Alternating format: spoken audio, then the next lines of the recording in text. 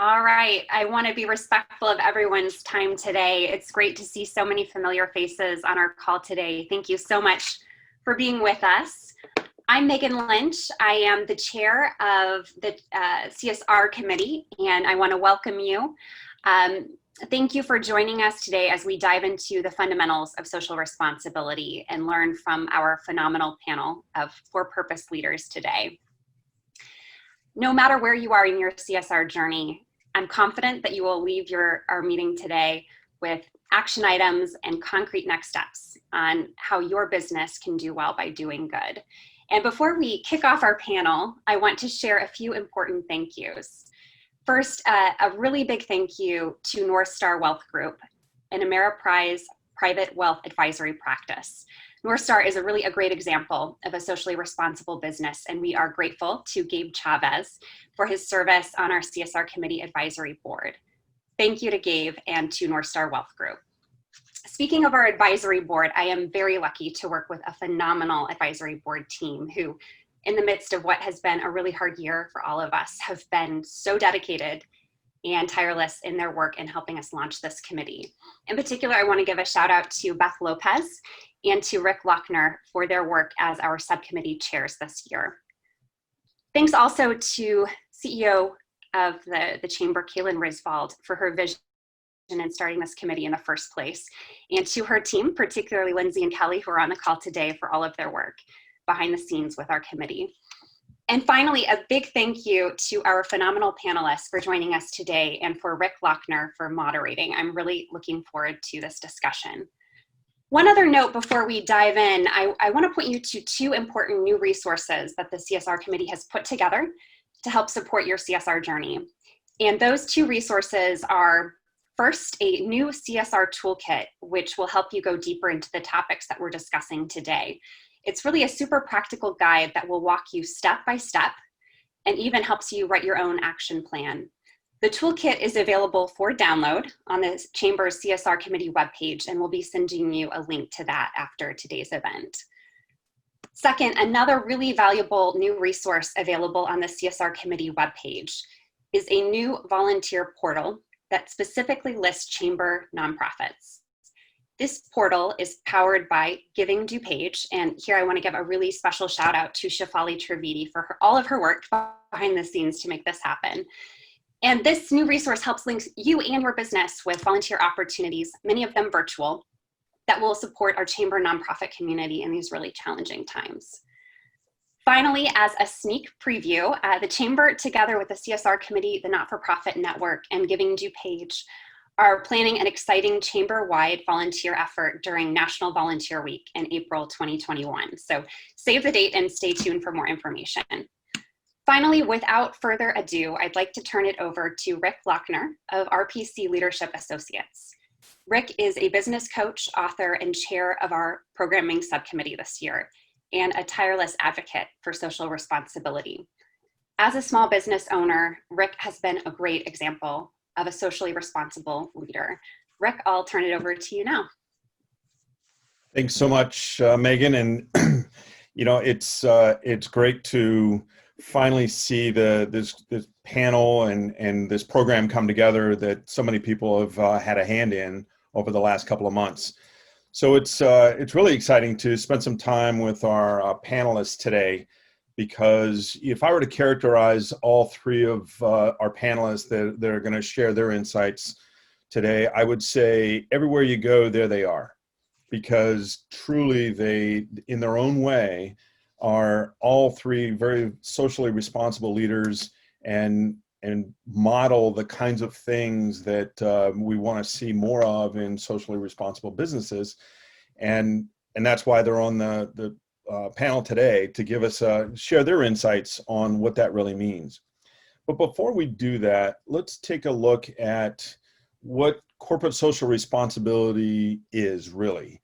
Now, this is the definition that the Corporate Social Responsibility Committee has pulled together. You can go online, you can find a boatload of resources, of things that can give you some ideas on what social responsibility is, but after we pulled all these resources together, the committee landed on what you see in front of you on your screen. So I want to point out some of the keywords or key phrases that are part of this. First and foremost, it's voluntary. But even though it's voluntary, you'll find out as you hear from our speakers that there's a very real upside to participating in these best practices that are embedded in the companies, in your culture, and in your business processes. So you'll hear how it raises the brand, because that's what society, that's what, the workforce of today, that's what they're looking for. They're looking for that, is that part of your brand? And we'll talk more about that as we go through the program. CSR is also a way a company manifests its values, just in the way they do business. You should be able to just look at a business and as I said, the three panelists, everywhere you go, there they are. It's not hard to see what they stand for, because as they manifest the values that are embedded in their own companies. So one of the things that we want to do is, especially in an audience of small business owners, sometimes the word corporate can send a signal that says, well, okay, Rick, I hear you, but isn't this something that only big companies need to worry about? And I would say, no, it's not. And so while it's officially called corporate social responsibility, you'll often hear us talking through the course of today about social responsibility. So just think of it in terms of social responsibility and how your business can play to some of the ideas that you see on the screen. And I thought I would start off just by using RPC Leadership Associates as an example. So there's really four main pieces to social responsibility: volunteerism, sustainability, philanthropy, and diversity and inclusion. And so many of you know RPC Leadership Associates. It's a small business. We always check the box 0 to 5 employees on all of the surveys. So we're a small business, yet we participate actively in all four elements of social responsibility. Volunteerism, well, it's, whether it's volunteering for, as part of the chamber, or volunteering with the incubator.edu entrepreneurial program through District 203. We engage in those things that have a positive impact on moving society as a whole forward. Sustainability. Sustainability can be something as simple as recycling, which we do. If I print on one side of a paper, I'm going to keep that paper for drafts for later and use both sides. But one of the key partners that we work with, we pick that partner because all of the printed material that they provide to us as we go about our business coaching practice is printed on recycled paper, and even the binders that they use are made of recycled materials. So this idea that maybe as a small business, you have limited ability to do certain things, but the people that are in your supply chain can also be part of that equation. Philanthropy, we have a hard-coded percentage built into our financials that regardless of whether the business is up or down, there's a percentage that always goes to philanthropic ventures. And then finally, diversity and inclusion. It was a year ago that I and a handful of coaches from around the country recognized that the diversity conversation was more and more difficult to have. And of course, the summer proved that out. And so we got together and just on our own put together a package, if you will, that helped coaches around the country facilitate the diversity conversation in a more meaningful way. And so my point to all of that is that whether you're a big business, small business, or anything in between, whether you're a for-profit or nonprofit or anything in between, everybody can participate in the social responsibility, can be socially responsibly engaged. So with that, let's jump into, and I'm going to come off the slides because now it's time to talk to real people here and get some ideas. So we saw that one of the key tenets to the definition of social responsibility is the way a company manifests its values. And so our first speaker, Paul Feith from Paul Gregory Media, embodies that 100%. So Paul, raise your hand so everybody knows who you are. All right, Paul Feith from Paul Gregory Media, also on the Corporate Social Responsibility Committee. And so Paul, let's start off with just tell us a little bit about yourself and your company's social responsibility philosophy. Sure, and thanks, Rick, for putting this panel together and giving us the opportunity to tell some of our stories and help others start or further their journey in corporate social responsibility. So thank you for that. Welcome. So I'm a nerd. I'm a technology nerd, always have been. I was an early adopter, had one of those first computers back in the early 80s. And that whole technology bent about me really kind of served as a foundation of my career growth going forward. I have a background in technology retail, selling computers, making computers, customizing computers, hardware. And when that wasn't enough, I was a freelance programmer, a database programmer for 5 years, and always did graphic design on the side. So that was the mid 80s to mid 90s. And in the mid 90s, I joined the corporate tech world until the dot-com crash of 2000. Unable to find a job. I was a stay-at-home dad for 5 years. That was probably the most difficult, challenging, time-consuming choice I ever had, and also the most fulfilling. And even with as time-consuming as that was, I still found time to do graphic design on the side. So when 2006 came around, 5 years later, and I was able to rejoin the workforce, I had two choices. Continue to do graphic design and really blow that out because it's something I was good at, or do what I really wanted, which was real estate. Because as you know, 2006, the housing market was booming. There was lots of profits to be made. And I thought it was a relatively easy gig. So I took a free class, realized it wasn't that easy, which, by the way, I have a whole new respect for real estate agents. It is a 24/7 job. It's a lot of work. It's not for me, I realized quickly. So even though I thought I could, even though I wanted it, I knew I wasn't going to be good at it. So I stuck with graphic design and opened up my business as Paul Gregory Media in 2006, 14 years ago. And then the crash of 2007 happened. So yeah, I felt a little lucky that I chose a different route, but also affected everybody. I was involved in a chamber for just a few months, and everybody was hurting. It was a crisis. Businesses were hurting a lot.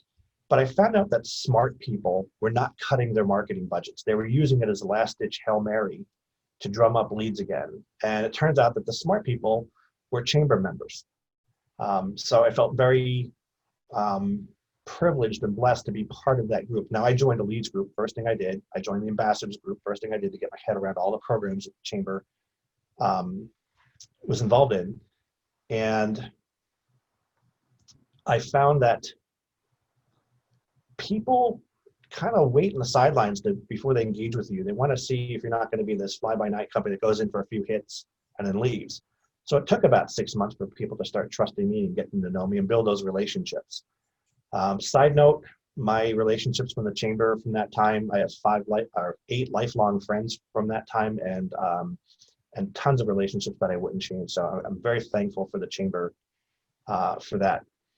But the businesses that would come to me and approach me would all have the same story. They would say, this is my last $10,000. And if this doesn't work, I can go out of business. I need leads. This is my last $2,000. The story was always the same. And so it wasn't about taking their money and doing my job, and I was quite good at it, but it was also about caring, and it was also about, gosh, if I don't do this for this client, they could lose their livelihood. So it was sort of a baptism by fire, and I didn't know any different. This is my month 13 in business, and I just thought it was the new norm. So yeah, I was still saying that back then. This is the new norm. So I had to be very good, and I had to be very caring about what I did for these businesses. One, their business survived, and two, we were in close proximity to each other because we were in the same committee, or we knew each other from the various programs that the chamber had. So if I did good work and they survived, they were going to tell their friends, and they would be very good ambassadors for our program. So that's how I started Paul Gregory Media. And just being involved in the chamber, I got my first sense, because I never really belonged to professional associations before. I always was either in corporate or I was a freelancer, and I sort of operated in a bubble. So the chamber opened my eyes to the good works that all these other businesses were doing. It opened my eyes to their volunteerism. I mean, one of the first things I did was join the ambassador committee. So talk about volunteerism. And then, of course, philanthropy and all the things that these other businesses were doing. So that was my first taste of it, and I loved every bit of it. It was actually after the first year I joined my first board, and soon after joined the board of directors for the Naperville Chamber of Commerce. So I was bitten by the philanthropy bug and the volunteerism bug about that time, very late in my career. So fast forward, chambers built up businesses, so I was very comfortable in the B2B space. 2013, I hired my first employee, and that employee came from a leads team in the chamber, and they knew my values. They knew the kinds of work that we did. They knew that I cared, so they were eager to join our growing company. So she was employee number one, and then we became a full-fledged digital marketing agency a few years later by hiring 2 more people and a stable of subcontractors that were very specialized in certain skills. So right now, we work with mission-based and purpose-driven organizations. 80% of our revenue comes from nonprofit organizations. And how cool is it to get up every morning knowing that you're going to be making a positive impact in the world, and not even knowing what that's going to be that morning until you get in and see what that day brings. It's very motivating. It's very motivating for me. It's very motivating for our employees. It's engaging, and it's definitely fulfilling. So word gets out. It attracts talent who wants the same thing, and they want to be fulfilled. And when they are fulfilled, they're engaged. And when they're engaged, they're motivated. And when they're motivated, it just clicks. And our employee retention, for the first time this year, we're seeing employee retention or attrition rate go down. So we're keeping people longer because they're happier and they're fulfilled. So our philosophy is simple. We put people and planet over profit. And it turns out we can do well by doing good. That's excellent, Paul. And what a great way to say it. And of course, Paul and I had the opportunity to serve on the chamber board together, so I can speak firsthand to what he brings through his own volunteerism. So Paul, Paul Gregory Media, as I understand it, is only one of 3 B Corp companies in DuPage County. So can you, I saw that listed on your bio, and for those that maybe don't know, I kind of liken it to, I think Paul just put his money where his mouth is. So tell us about that B Corp and how that influenced you, what influenced your decision to put forth the effort to become a B Corp? Sure. Well, I'm going to state what a B Corp is through their site, because I don't think you could state it any more succinctly. Certified B Corporations are a new kind of business that balances purpose and profit. They're legally required to consider the impact of their decisions on their workers, customers, suppliers, community, and the environment. It's a community of leaders driving a global movement of people using business as a force for good. Now that statement speaks to me very, very loudly. It's something that I thought we've always done since 2006. It's always been part of my values and a culture that I wanted to develop. So it made sense when I learned about a B Corporation to say, maybe we should get certified so that everybody knows we put our money where our mouth is. So a B Corporation, basically, B stands for benefits. So whether you're an LLC, an S Corp, a C Corp, it doesn't matter. What you do is you do 2 steps. You file an article of amendment with the state of Illinois, because Illinois is one of about 30 states that support benefit corporations. So you file that article of amendment stating that you are agreeing to be a benefit corporation and it will succeed all shareholders, and that you'll put people and planet over profit. So that means no matter what happens to the shareholder, the president, whatever, those values will remain in succession. Then once that's done, you're then a benefits corporation. And we were a benefits corporation for about 4 or 5 years. I tried the certification process on my own, and it's daunting. Anybody who's been privy to the Chamber's 5-star certification process knows it's a daunting process, and it takes months and a team of people. This is not that much different, and it does take more than one person. There's a lot of documentation to get together and to create and to write and a lot of policies to get in order. But when you do that and you go through that process and you go through the certification process through a company called B Labs, they will work with you to get you certified, and then you are. And then you have to get recertified every 3 years and work on an improvement goal each of those 3 years. So Rick is right. There are 3 in DuPage County as of last count. There's 24 in the state of Illinois, and there's 3,600 in the world right now, 3,614 actually to be exact, as of today. We went through the certification, and what we learned is, yeah, we're doing great things and we want to be certified in those. And then we learned how far we had to go. And it was quite the learning process, because when we thought we did something well, whether that was recycling or volunteerism, taking care of our employees, as they started asking us questions and then, oh, prove it, and how do you document it? How do you measure it? We realized, okay, we've got some work to do. But during the process, out of a scale of 0 to 200, we scored an 83.5. You need an 80 to be certified. So we just got through it. And if you compare it to, say, Tom's of Maine, they scored a 96. The mothership Patagonia scored a 151 after many, many years. So we're well on our way, and we're excited about the journey. The certification process covers governance, workers, community, environment, and customers. So governance, right? That's ethics and transparency, documentation, policy, enforcement. Workers, that covers financial security, health, wellness, and safety, career development, which we happen to be very, very good in. Engagement and satisfaction also scored high points there. The community, which is extremely important to us, and that's diversity, equity, inclusion, economic impact, civic engagement, supply chain management. How do we select our vendors? Do we have a filter? Do we have a criteria? Well, we do now. One example of that is when we choose printers. When we do a lot of printing, they now have to be either FSC certified, they have to use soy-based inks, they have to be environmentally conscious. We have a few other things in our document that the boxes have to be checked off before we will work with another printer. The environment, environmental management, air and climate, water, land and life. Here's where that recycling came to bite us, right? We recycle, but how do we document it and how do we measure it?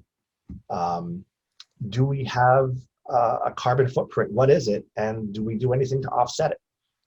Those are questions that we didn't have a lot of answers to, and we are working on the next 3 years to provide answers to those, and we already have policies in place to address that, including going into, we have a remote workforce now, like a lot of people. And so how does our recycling and environmental stewardship factor into the work from home environment? And how much reach can we have? And is there employee buy-in? So those are the things that we are working through the last couple of months on. And surprisingly, the culture that we've developed and the employees that we've hired, they're all on board. And of course, the benefit, right? Rick kind of alluded to this before, like really, is there a benefit? Can it be sustainable? Is it too much of an expense? Is it too much of a cost? You know, being a B Corp says that we do what we say, and it's verified by a third party. And we say that we care about the community, we volunteer, we give back in financial means, we give back in in-kind work. And now inquiries are coming to us because they see that we're purpose-driven, and they see what we do in the community. And as Rick alluded to before as well, we're out there. So there's nothing to hide, there's full transparency. And our clients, or I should say our potential clients, our inquiries, they're noticing. And the folks that we have in the pipeline are all in that pipeline because they see that we're mission driven. They feel that they are too, and they feel that's the initial connection. So it's not just about segmentation and targeting a particular market. It's just who we are and the kinds of clients that we're attracting, and frankly, the kinds of clients we want to work with. So our employee attrition rate is down. That's a huge benefit to us. Employee productivity is up, engagement is up. Clients, this is the number one KPI or metric that we go by. Certainly there's a lot of important ones, right? But clients thinking that we care, not just a part of their team or that we're an extension of their team, but using the word that they care. They feel like we care about the work, we care about their mission enough so that they feel that. It's a tangible feeling. That's something that we're quite proud of. And just one more example, we've already selected our 2021 summer intern. It used to be we would make those selections in March and April, and it's just getting earlier and earlier. People are excited to work at Paul Gregory Media because they see how mission driven we are and what we do in the community. So this year it was awarded to a North Central student. She's Muslim, she speaks fluent in Arabic, and she's a major in marketing and environmental studies. And she can't wait to, now that she's been selected, she cannot wait to get to work and do what she thinks is a real tight gel between her values and our values. So we're very excited about that. That what a great story, just in how that whole B Corp process evolved, because it highlights a couple of key points. And as a business coach, I hear a lot of, hey, we're doing this and we think this and we feel that. And eventually somewhere in the conversation, it's going to be, well, how do you know? How do you know that the impact is what you think it is? And I think, some of Paul's examples highlight that there is a very real reason. But Paul, what would you say to somebody who said, well, hold the phone here? People in planet over profit, these are tough times. I don't know about that. How would you respond to that in a more succinct way, that, or a more universal way that can apply to pretty much anybody? Asked me that a couple of years ago, and I would have been, well, we'll see. But now that I've had a few years under me, there's a tangible benefit to a company who engages in social responsibility. And for us, it's attracted more clients for sure. It definitely affects our bottom line. And it's for that reason. They say, okay, well, we need a marketing firm. And there's lots of marketing firms out there. Trust me, there's tons of them out there. And now they have to compare who they want to work with. What are the kinds of people, because it always comes down to people and skill. Who do they want to work with? And it's just been to our benefit that they want to work with us, those that choose us, because they feel that connection in being purpose-driven and trying to make a positive impact, right? So that's key. So that's been affecting our bottom line. And of course, employee attrition affects our bottom line, less training for sure. Sure. Any questions from the audience? We want to make this as interactive as we possibly can, but based on what Paul has shared thus far, specifically to how we live our values, just type in questions in the chat or just take yourself off mute and ask Paul directly. But what kind of questions is this bringing up as you think through how you might apply this? Shefali? Hey, Rick. Hey, Paul. Thanks for sharing your feedback. One of the things that I'd like to pick your brain about, I hear this a lot in the business community. Sometimes businesses feel, or CEOs feel conflicted about sharing what they do in the community because they feel like it shouldn't be about them. They're just doing their philanthropic work or their commitment just as an extension of their values that they're living, but they don't share it in any visible way or tangible way because they, there's a sort of ethos or sort of view that like you can't talk about when you're doing good or you're not supposed to draw attention to that.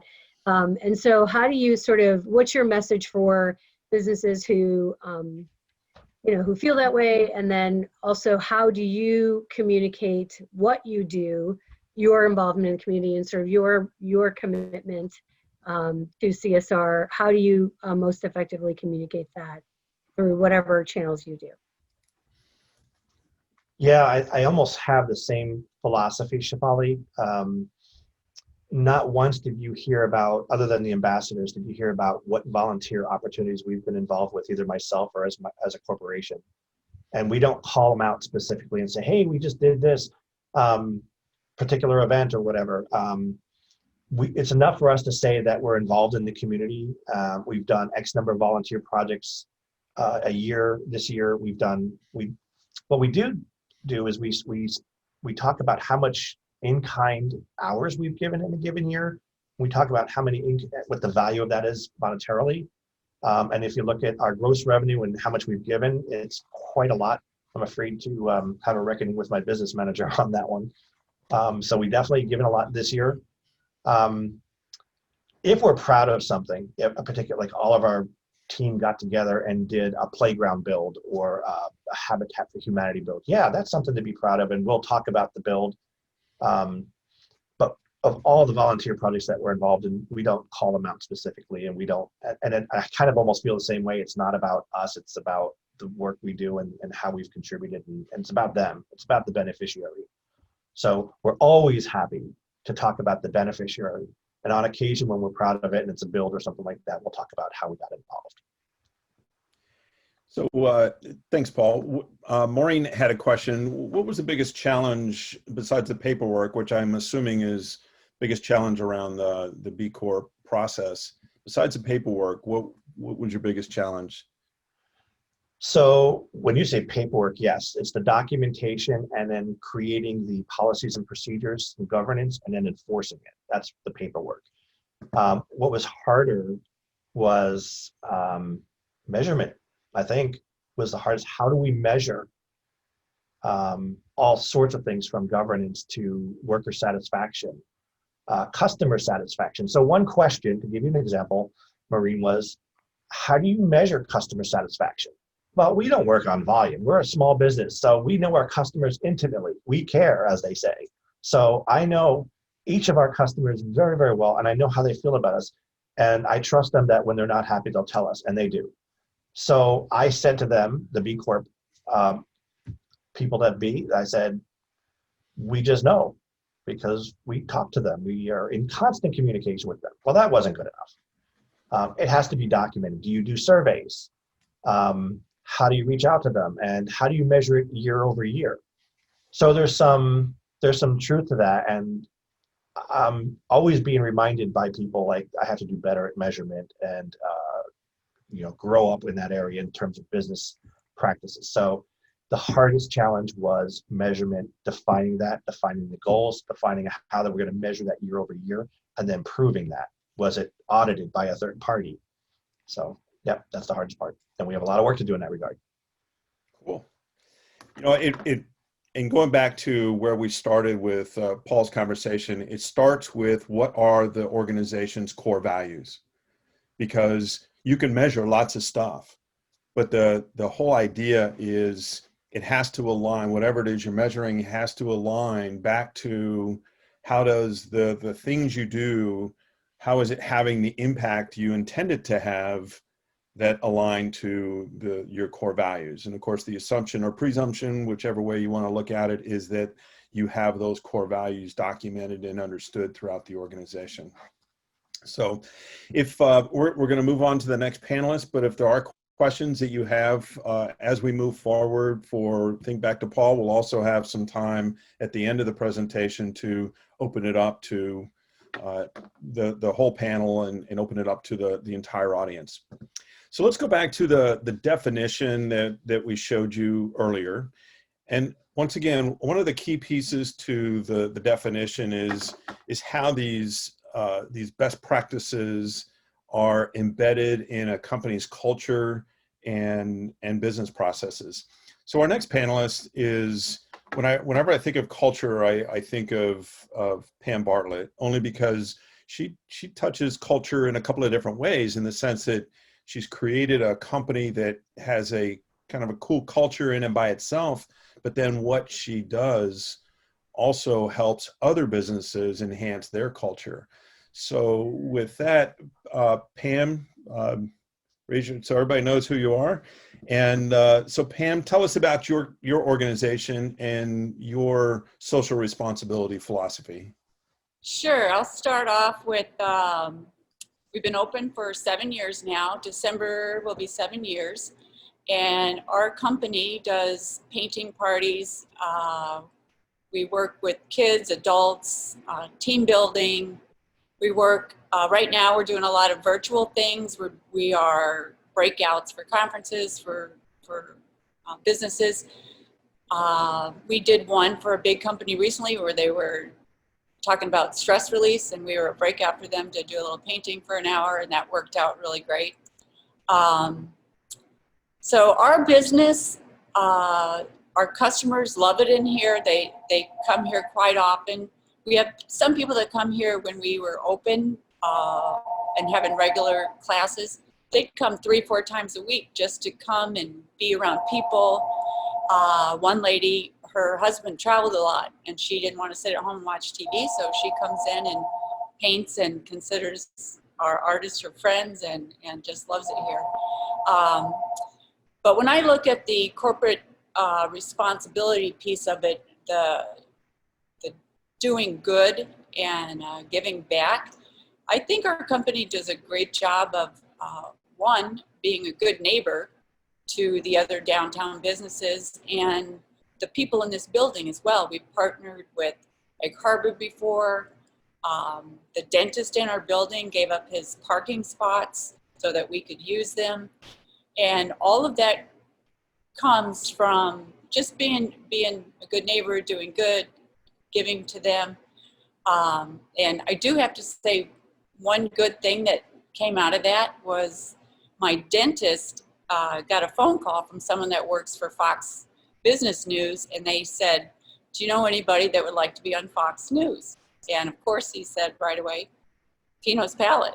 They're right in my building. And so last week I was on Fox News 4 times. So by doing something like that, really presented our brand to the whole country. And that all came from being a good neighbor with the dentist. So also, we pride ourselves on giving back to the community. We partnered with quite a few people. A lot of them are also on this call right now. We partner with Megan in sponsoring their arts department and the Lochner Gallery. And from that, I give back to my employees because they are able to do a art exhibit once a year, not this year, but once a year, and have all their friends and family come and see their own personal art displayed. My artists do things for other companies. They might call us because they know we have people who know how to paint. So we've done, like for example, the Alive Center, we paint all their logos for them and they're up on their wall. Basically, for us, the doing good for the community is giving to anyone that asks. If people want a donation, we never say no, we always say yes. We've even given, free private parties to large organizations and to help them raise funds for their charities. Just anytime we can help or get asked for something to help promote somebody, we'll do it. Right now, we're doing a lot with schools, and that came through Jackie. She put out there that we will do PTA fundraisers. So on certain days, if you purchase kits, we give 20% back to the PTA, and Jackie helped me with that.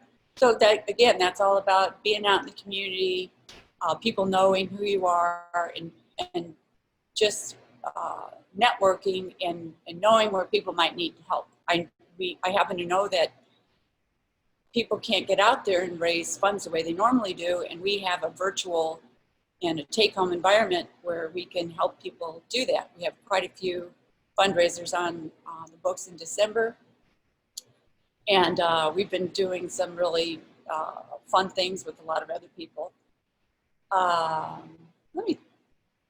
As far as our customers go,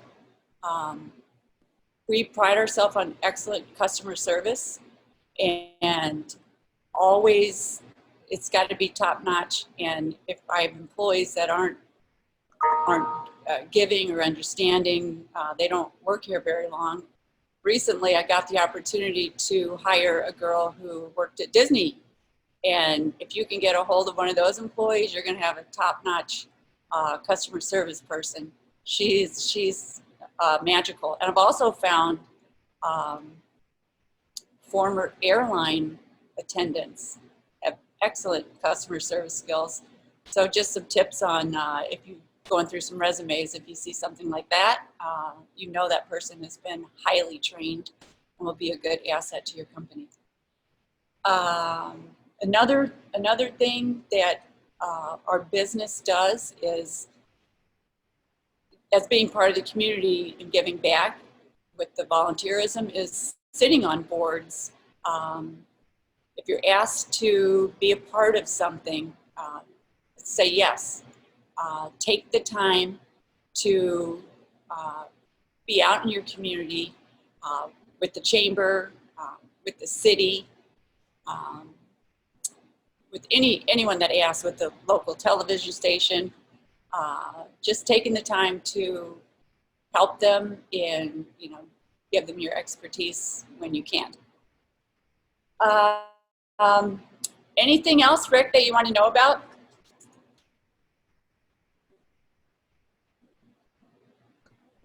Oh, Rick, you're on mute. So you touched on a couple of things that are part and parcel to this idea of embedding this idea into the culture. So tell us more about that culture and how you decided to take it one way. I mean, you alluded to the fact that you hire the right kind of people, but in order to know what the right kind of people are, you have to have an understanding of the kind of culture that you want in the first place. And so you tell us more about how culture plays into your success. So when I first opened, of course, I joined the chamber before we were open, and I got a lot of great feedback and input from chamber members. And there was one chamber member that came in, and she looked around. She was just stopping by to see what we're all about. She's like, "This is like Disneyland for adults." And I never forgot it. I never forgot. She just felt happy when she was in here. So that's kind of it's a culture of, and we have it everywhere. This is our happy place. And happy employees, good-mannered, care about the customers. I have 6 of the original people that were with me on day one. Just treating your employees right, fairly, honestly. And I just look for charismatic people because they're on stage engaging with the customer. So they have to be on, they have to be charismatic. And I'm sure some of you went and saw the Disney U at the Yellow Box. That was a very good presentation, and the guy was from Disney, and he said, and it has stuck with me, Snow White can't have a bad day at Disney. And that's what I try to tell my employees.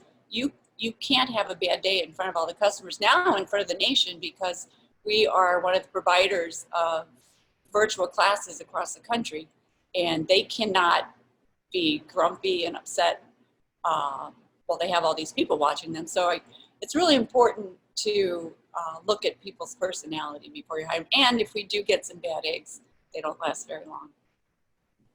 And I think that's an important point. It's not just that you're doing good things, it's the fact that it's in the very fiber of the organization because of who you've hired and how you've been very specific about, who is the right kind of person to represent Pinot's palette. Right. So I'll open it up to maybe a couple of questions that folks may have either through the chat or just raise your hand and ask Pam directly. And some ideas that her ideas have generated.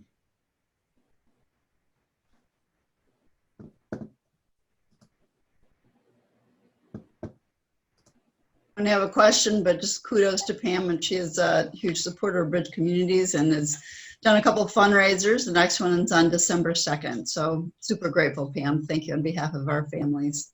You're welcome. And you being well familiar with Bridge Communities, it's a great cause, right? Helping so many people, which is a key point. Sometimes you don't know exactly when you're socially responsible, you may not always know directly the full effect of a small act of kindness, a small act of philanthropy. You may not always know but the doing something for Bridge Communities and then impacting what Bridge Communities does for its client base. So interesting point that the culture can manifest itself that way. And I want to add that we love Karen Shabbat. She is a very good customer of ours, and I enjoy seeing all of her paintings on social media. So it's through this business that I've made friends, got to know people, and they support our business, and I love it. So thank you. Well, and the other thing that, by the way, this was not in both cases, in Paul's case and Pam's case, it was not scripted that way, but they both on their own mentioned how the influence that the chamber had in being able to, network with the right people, to get with like-minded people, if you will. So we do have a question from Maureen. Being able to, how difficult was it, or is it more difficult to give back during the pandemic? Obviously it's had an impact on everybody, but how does that change? Actually, it's kind of increased. More fundraisers, more ways to help virtually, because our classes are virtual, and we are still able to be open in the studio right now because we're considered retail, but we don't mind giving back, and that's part of the culture. You have to give back, and you have to volunteer, and that's what gets our business out there too. People remember. I'm going to tell a quick story. Sure. When I first opened, my son's English teacher from Washington came to me and said, the kids are reading this book and I want to reward them, and it's a scavenger hunt, and I want them to end up at your studio, and then we're going to paint this painting. And I'm like, great. And then she called me and said, well, we got 105 kids. I'm like, well, they won't fit in here. So we did it at the school. And then I went to talk about the payment. She goes, payment? We don't have any money. I was like, oh my goodness. And I said, we're doing it anyway. So we painted with 105 kids for free and didn't mind a bit. It was great marketing. It was a great community thing to do. And like 4 years later, a new neighbor moved in from Georgia, and her kids go to that school. She goes, did you paint at Washington a long time ago? I go, yeah. She goes, they still talk about it. So it's the giving of things like that people remember. And she's come to me, and I just painted, this is something that we're doing too. I just painted with, again, 160 kids at Washington for a MODAP and MIF, and I know Marion knows about that, but we painted with the whole 6th graders about social, emotional challenges right now, and how to get them to talk, and the school counselor was on there getting the kids to talk about their worries, their anxiety, and they painted. DePauli read the book and they painted, but that's just one of those things. And we charged them the bare minimum, and it's just one of those things that you do to help the community. My son went to Washington, so I'm always happy to help Washington, or any school actually that gives us a call. That's a great story, especially one that, it's the gift that keeps on giving. Right, right. And so I think the takeaway, when you think about, and Maureen's question was great in the sense that strong set of values and a strong culture will transcend any situation. And whether we're in lockdown, or it's a pandemic, or social unrest, whatever the case may be, whatever the circumstances, a strong set of values, organizational values, and a strong culture will carry the day regardless, because it's the culture that says we'll figure it out, we'll do it anyway. Right. If I'm, not to put words in Pam or Yeah, that's true. mouth, but I think I think that's the key. So with that, we've talked about values and culture as the foundation of a social responsibility engagement. So now we want to talk about, okay, where do I start? How do I get some forward movement? If I'm not doing anything right now, if this is all totally new to me, how do we get started? And so that brings up our third panelist in Joe Chura. And, Joe, once again, is not only is everywhere you go, there he is, but it's everywhere you go, there he is twice, because he's actually running two companies one of which I think both were, one was sold to recently, so to cars.com. But so Joe, welcome, and tell us about your organization and what is your social responsibility philosophy? Well, first off, Rick, thank you for having me today. It's great to see everyone. This has been fantastic so far. And just to give Pam and Pinos Palais some extra kudos, every year we have Refuel, which I'll talk about in a little bit. It's a conference that we put on where we donate 100% of the proceeds to Loaves and Fishes. And Pam and Pinos, they volunteer their time and they host a workshop at it. And it sells out every year. It's the first one. And it's fantastic. So thank you, Pam, for your time there and doing everything for Refuel. And then Karen is awesome. So I wanted to mention those two things. Who I am, I'm the CEO of a company called Dealer Inspire. We, and to kind of give you where I'm at now, I have to go back a little bit at least. In 2011, created a company called Launch Digital Marketing. Our first office was kind of the Naperville Public Library and Quigley's and pubs and anywhere there was an internet connection. So I used to, if there's any librarians on this call, I was the kid that put my name on the quiet room paper on the outside. I think there was a pencil there, and I wrote it in and got yelled at often for you're not supposed to put your name there more than once, I guess. But anyway, so kind of built the business really out of that space and grew it. And our first office was right above like the Pennsy Spice area. I'm sure many of you know where that is, if not everyone. And the business was mainly, I had a history of 50, going back at that time, like 15 years in the automotive space. But ironically, or coincidentally, I should say, the first kind of client that we had was a nonprofit client, and it was my mother. And she needed help building a website for the Arc of Illinois. And I spent many weekends just rebuilding her website. So my wife would be watching Bravo television. I would be wearing headphones, learning how to code. And that was really the kind of the catalyst to get me interested in digital marketing.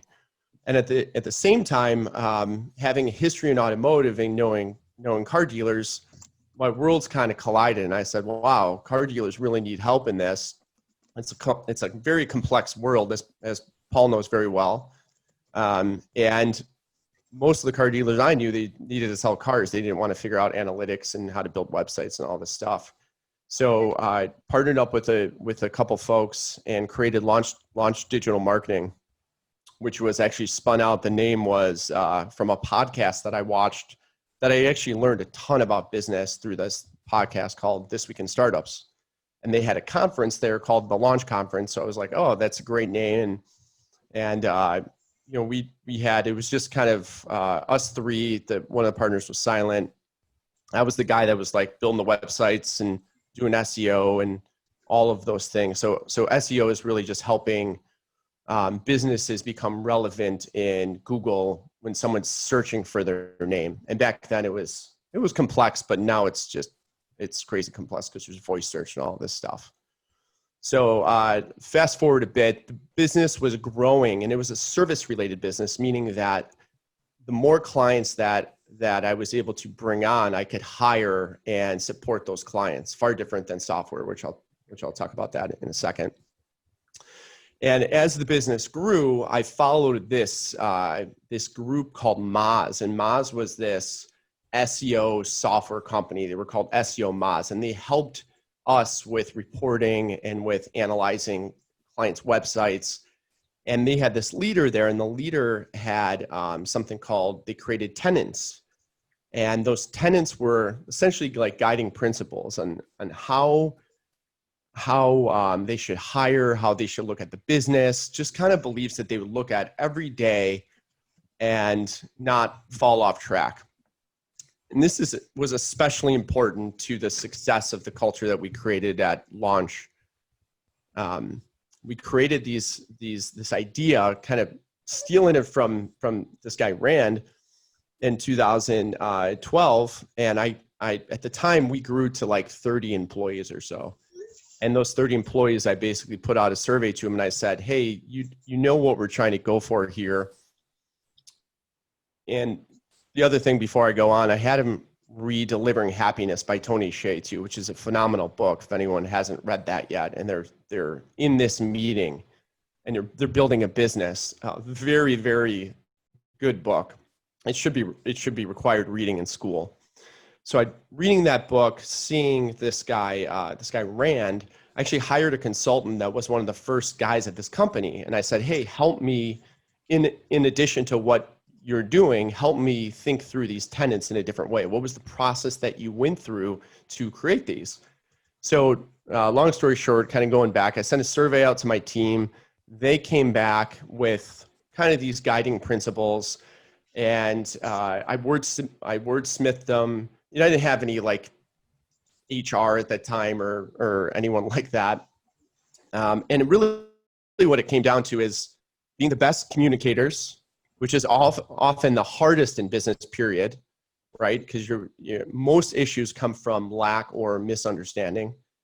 Innovation, that is still very important to me today. If you're not innovating with your products or services or processes, you're not going to grow. If you're not going to grow, you're going to die. Always be learning. So you always got to be curious. Being very transparent. And this one's tough too, because it's tough to deliver bad news sometimes. And then giving. Giving was our fifth tenet.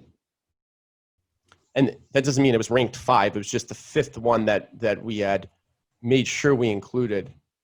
And that tenet then, in the office, in the first office in downtown Naperville, those got painted on the board. And every time someone walked in there, they saw those and they said, what is this? And then we had a conversation. Anytime we hired someone, we had talked about it. And we talked about the importance of our tenets that we had created. Fast forward a little bit, the company continues to grow.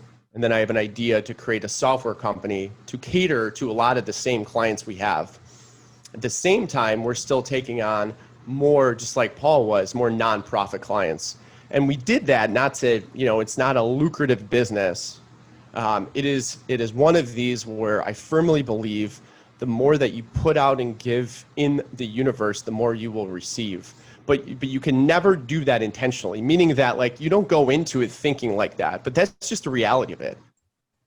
Because what happens is someone sees the nonprofit website, says, wow, that looks good. They'll scroll down to the bottom and they'll say, and it says made by Launch Digital Marketing. They'll click to our website. They'll see that we are trust agents in the space. We have other examples, and then all of a sudden we get a lead. Again, that was never the intention, but that is generally the outcome when you do good things.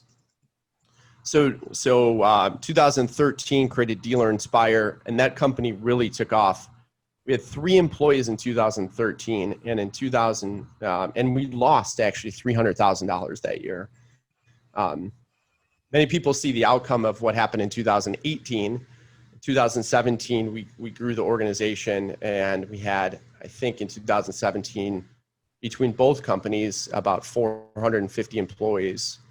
And then we sold to cars.com. I sold both businesses in 2018.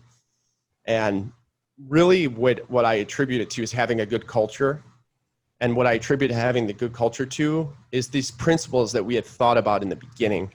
Because we started to hire the right people, we started to get the right talent, and we started to get people that really cared about the business and that cared about our clients and that cared about the community we were serving.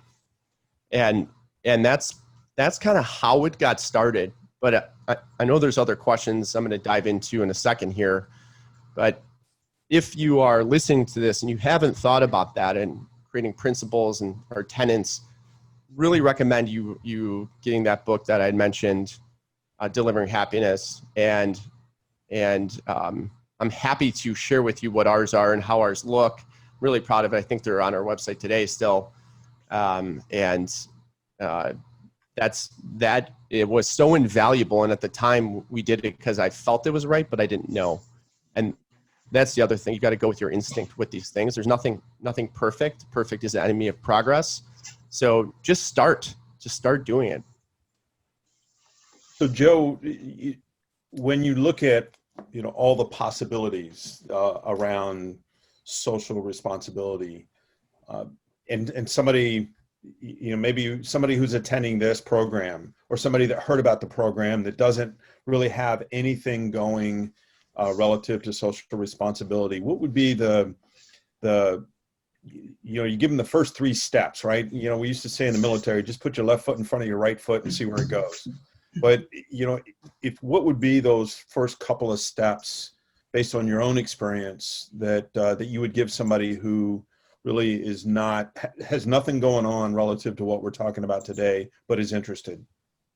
Sure. So I would say lead by example is number 1. I'm on the board of One for the Kids, Turning Point, Loaves and Fishes, Kids Matter, DuPage Children's Museum, and just started was the founding member of the Police Foundation Board.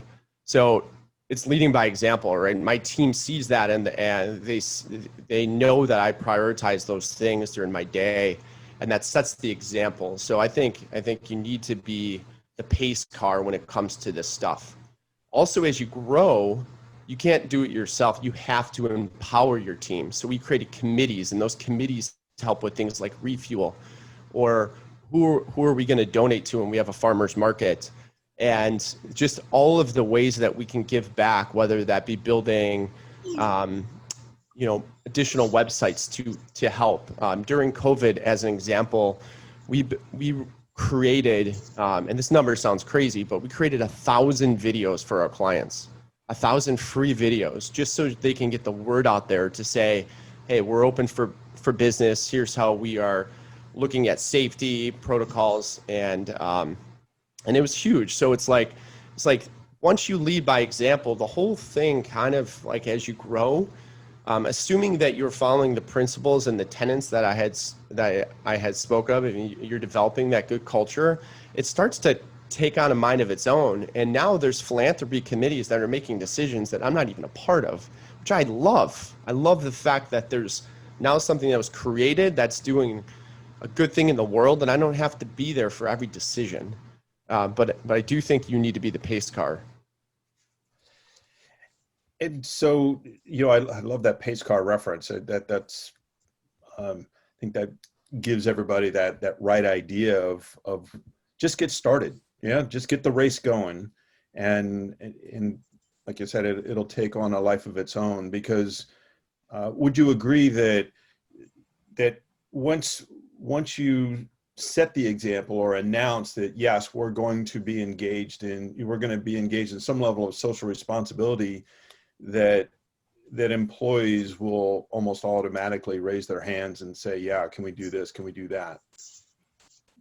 Yeah, 100%. And I'll give you a real example. So Refuel was the conference I alluded to earlier. And this was created because I was inspired in 2015. I saw a speaker, Cedric King. I saw him at an automotive conference, and I go to these automotive conferences, and they're all kind of the same thing. It's like you sit there and it's analytics about automotive websites. And after a while, I'm just like, okay, well, this conference was smart, and they got a speaker that was an inspirational speaker. And he was a double amputee, Afghanistan, Green Beret. And he got up on stage and he was talking. I was mesmerized for the full hour. I was mesmerized because he had woke up out of the blast that took out his legs, and was just in shock, obviously, as anyone would be. And he had thoughts of suicide, and he was just like, I don't want to live. And then he gets a pencil in the mail. Like, people are sending him gifts, and he opens this gift, and it's just a pencil, but no pencil sharpener. It was an unsharpened pencil. He got super pissed off and goes, why would someone send me a pencil with no pencil sharpener? And right then he thought about it, that was a metaphor for life. Like, you have to sharpen the pencil constantly. I heard that story, and then he went on to say that he ran marathons and was training for an Ironman, all this stuff. And I was sitting there. I had heart surgery when I was younger. In 2010, I had back surgery. And I'm sitting there more of like feel sorry for myself mode, right? Like, oh, I can't do anything like that. And here's this guy that gets up on stage, has no legs, and tells this story. And I'm like, I'm running the Chicago Marathon. In 2015, I ran it. Didn't break any records, but I ran it and I finished it. And that year I was like, man, how do I give this inspiration to my team? I couldn't send everyone to a conference. So I'm like, I'm gonna bring the conference to them. So created Refuel. And this is the other thing. You can get really creative with things. So most of the people here are business owners, right? Thumbs up if you are. Mm-hmm. Okay. You have vendors. You pay those vendors, right? Get the vendors to sponsor some of this stuff. So I go to my vendors on a yearly basis that we spend millions of dollars with. And I said, hey, I'm having this conference. Here's how it works. There's a cost for speakers. I'm gonna get the best speakers possible that inspire others, inspire my team, inspire the other businesses, communities. And it's people that I believe in, that I follow, that I heard their story. All of them are. And I get those speakers that obviously cost money. The vendors, I solicit them and they pay for most of that. Then I sell tickets and I give 100% of the proceeds to Loaves and Fishes as of now, right? So Loaves and Fishes gets 100%. We don't take anything. And it creates this win-win-win. The reason why it was created is to inspire my employees, but when we have it at Yellow Box every year, this year having a Yellow Box, but it's going to be live streamed. The first year we had it, there was like we had like 300 or so employees. So I had capacity because Yellow Box holds 1,000 people, 700. I'm like, I can't have these speakers speak in an empty room because it would look empty. And that's what gave me the idea to sell the tickets. So now my team started attending in 2017, and they were so inspired. We had 10 people run the Chicago Marathon. We had people change their lives from it. And then I was like, how do I grow this? So the next year I advertised, pushing it out there. And I said, and many of you on this call have been there, say, go to this event, and no one kind of knows what it is until you're there. And it's one day for yourself. So it kind of took a life of its own. And my team, we do it 100% internally. We don't hire anyone. And I get a team together of like-minded people that believe in this. There's like 25 people, and we create these small teams, and they all have a part. One part's like catering, one part's ticketing, one part is, hey, making sure when you walk in that it feels great, making sure there's t-shirts, VIP, whatever it is. Everyone has their own part, and we come together once a week and we talk about it. And we only plan it out for, besides the speakers we have to book far in advance, we only plan it out 60 days before it happens. And it's like a professional team. So including those team members, the moral of the story is including those team members in that process makes them vested in it, and they care. And then all of a sudden you see this production that looks like we hired this event company, but we never did. We just used our internal team. And then community members go to it and they're like, wow, this is something I didn't expect here in Naperville. And that to me is the power, because if you can give back to someone and they make a meaningful difference in their life, or they take a step forward in the right direction, I don't care what that is, just one step forward, Rick, just like you said, right? If they do that, they can change not only their life, but their family's lives and everyone else. And I'm a walking example of that. I neglected fitness forever because I was building the business. I had ailments. That day when I saw Cedric speak, it changed. And since then, I'm not stopping. And hopefully I'm inspiring others. And hopefully that can change their life as well. So this year we're having Refuel. It's going to be virtual. I'm trying to get the speakers in. They plan on coming in as of now. No, this is wrong. Someone probably needs to mute. So the speakers are coming in. We're going to film it, and it should be a great day. So if you guys want more information on that, dealerinspired.com/refuel. I could post it in the link here, and it's free this year. I want to see how we can get it to as many people as possible and remove any sort of friction, because I don't want to ask people for money. And cars.com has been generous enough to cover the cost of it and provide Lowe's with a donation of $25,000 that we're going to ask to match. So it's just a win-win-win. And I encourage you and your teams to attend. It's not about me, it's about you, and it's about the people that attend this. But that's just an example, Rick. I know it's long-winded, but I think it's important where things can go, where you start thinking creatively and differently and start utilizing your team. And that's where I think the important message is that it will take a life of its own, as has been reinforced through all three of you, that because that people are interested and they do care, and they just need an avenue or an outlet. Any questions from the audience for Joe on getting started on that we can address, or that Joe can address? Yeah, a couple of references to Refuel. That's I'm certainly looking forward to it again this year.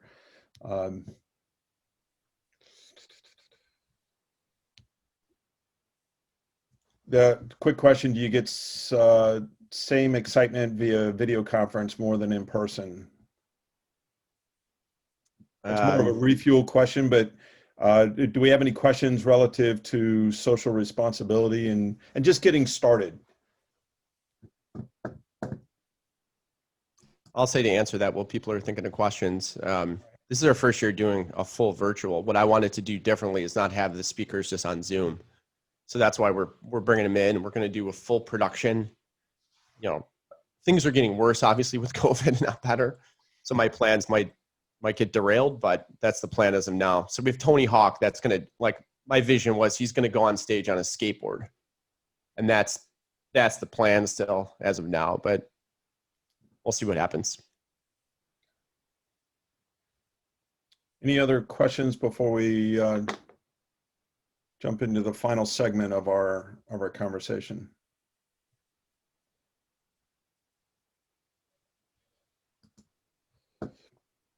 So we've got Keisha, could you clarify when you say this group, which group are we talking about?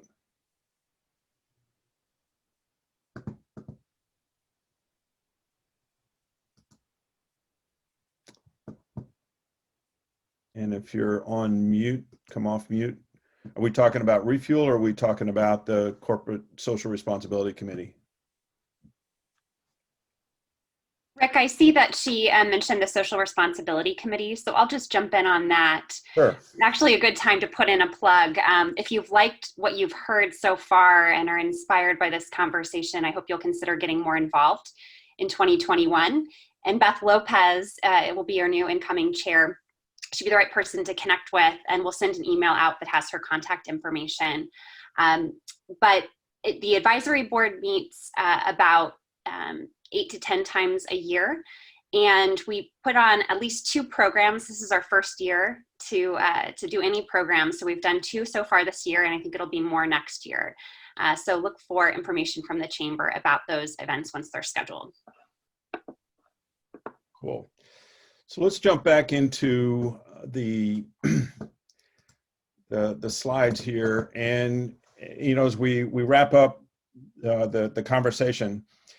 So we have, Megan mentioned a toolkit at the beginning of the presentation, and so the programming committee has, in my humble opinion, has done an awesome job to create this toolkit that supports, folks like yourselves in the audience, but business leaders in general to get started on what to look for. And shout out to the team members that really helped put a lot of this content together: Casey Chitwood, Catherine Pulowski, Sheena Rayford, and Marion Ruthig. All just, everybody took a section and just provided some great content. And then Beth Lopez applied her marketing expertise on top of it and was able to really create an awesome looking format with all of the content that we provided.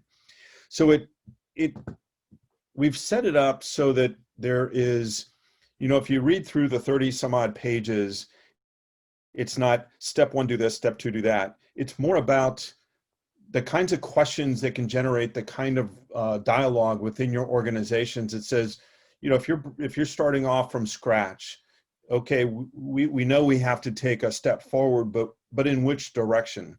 And so the toolkit gives, is loaded with, if you will, questions that says, okay, what do we stand for? What are our core values? How do we define our culture? What are some of the possibilities? What is our interest in philanthropy? How can we be more sustainable? And it's the reason we focused on the questions is because every business is going to be different and is unique and by themselves. And so every culture is going to be unique. And so it was really decided to help the business have the conversation so that they can make their own decision about where they want to get started, or if they already are engaged, then how can we expand that engagement? And so the toolkit is set up this way, just organizationally.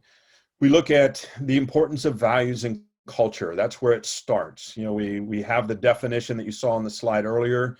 We talk about the values and culture and the importance of that Paul and Pam talked to, and Joe reinforced in his conversation as well, because that's the foundation. Like any house, however we're going to build it, we know that it always starts with a foundation.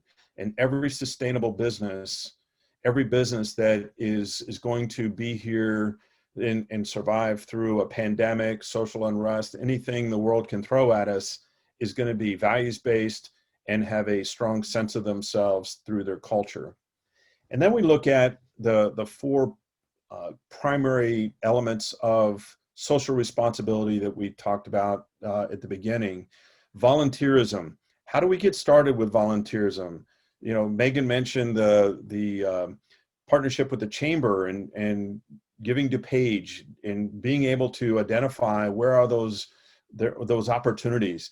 Naperville is a very unique community in the sense that the nonprofit and for-profit worlds are very closely entwined. We care much deeply about each other. So we have a lot of business owners that are sitting on nonprofit boards.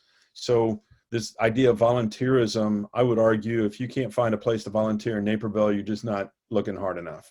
So, and the same with philanthropy. Philanthropy is, you don't have to be a big business. You can just be somebody who cares. Like I said, even as a small business, we have a fixed set of a percentage that we are able to give. If the business is going great, then we put more in the philanthropic kitty.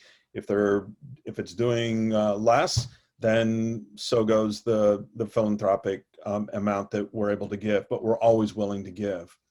Same is true with sustainability. How do we get started with sustainability?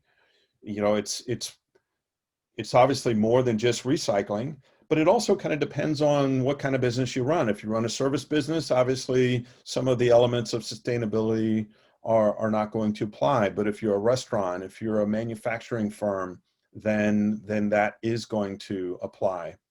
And then lastly, diversity, equity, and inclusion. And one thing I'll call out that as you download the toolkit, you'll notice that for the time being, that page is left blank because we have the Diversity, Equity, and Inclusion Committee is still working on the content for that page, but as soon as they do, we'll add that to the toolkit as well. And then, of course, we have the call to action and additional resources. Sheena Rayford and Catherine Pulowski came up with a combination, if you will, template that says, hey, if we're going to get started, here's a way that we can organize our thoughts. Here's a way that we can say, okay, what is our mission? What can we do and organize our thoughts around a plan that allows us to get started in the social responsibility engagement world. And then, of course, every section, each of the sections at the very end has online resources and hot links to different resources that you can go to directly that gives you even more ideas on how the toolkit can help. So with that, here are the links to both the Corporate Social Responsibility Committee webpage, and on that webpage is a place where you can then download the toolkit. And so we would encourage, as Megan said at the beginning, we'll provide a link that can take you right to the space here and download the toolkit and basically get started. And that would be our challenge to you as we wind down. What will you do in the next 30 days to if you don't have a program to get started? If you do, how can you advance that in some way, shape, or form? So with that, what questions do we have for the panelists in general? As we've got about 8 minutes left, what questions can we answer that would help you?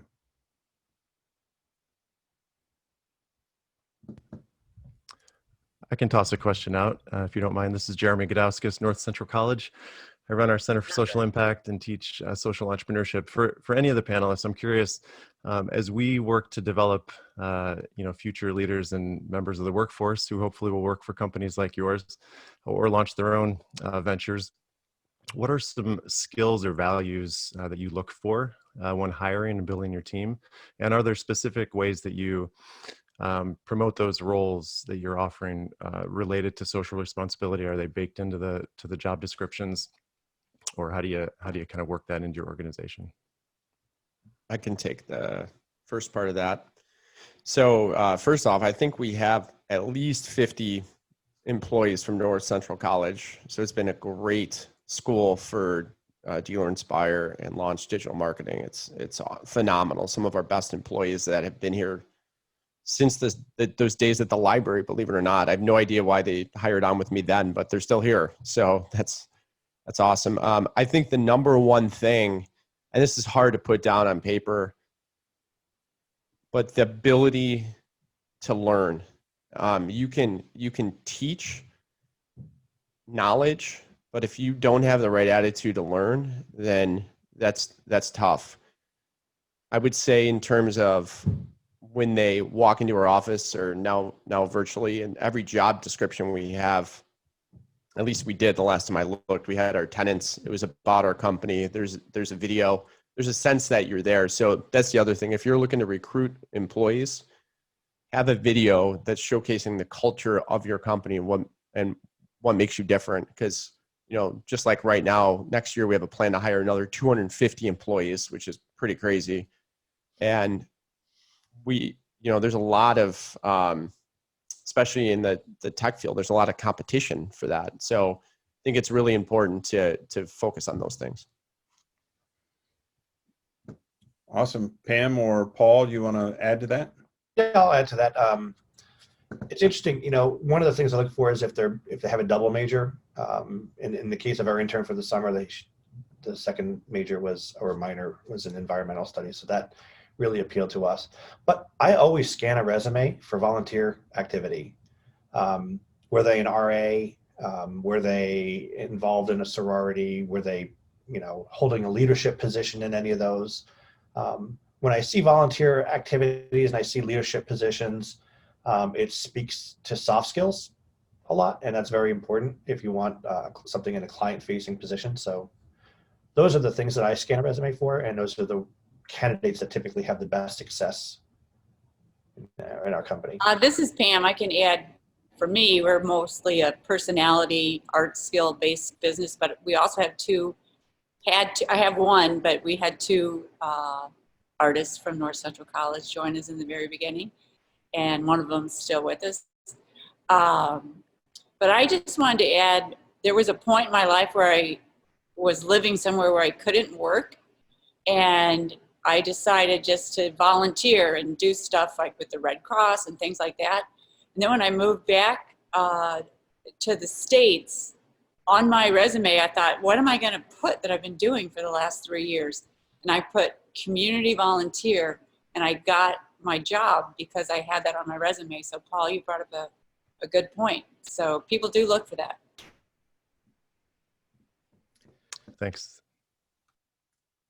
Last call for questions before I turn it back to Megan and for some closing thoughts.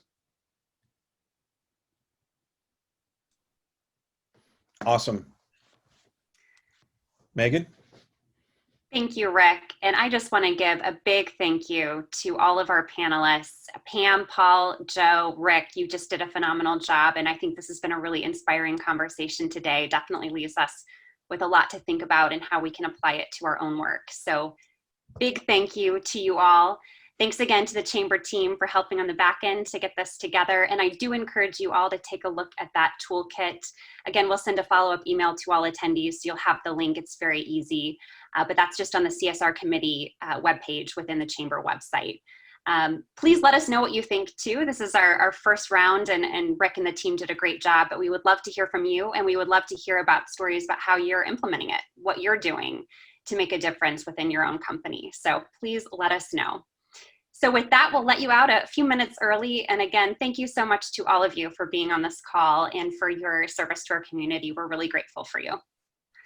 Thanks, everyone.